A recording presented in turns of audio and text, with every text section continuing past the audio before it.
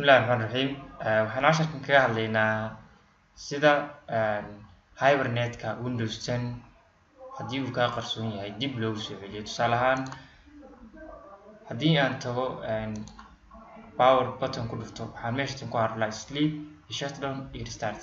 Meeshan waxaa ka maqan Hibernate-kii oo aynu u baahnahay inaan kusoo darno. Sidee loogu soo daraa? Waa casharada cusub.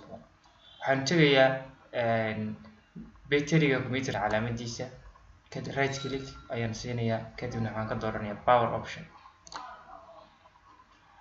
Haddii kale waxaan tegayaa start menu, kadibna waxaan ku qorayaa power option.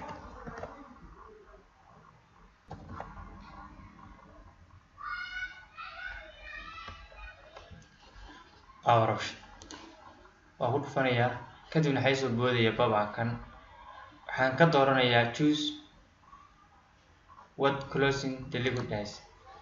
Kadibna waxaan ka dooranayaa change setting currently unavailable.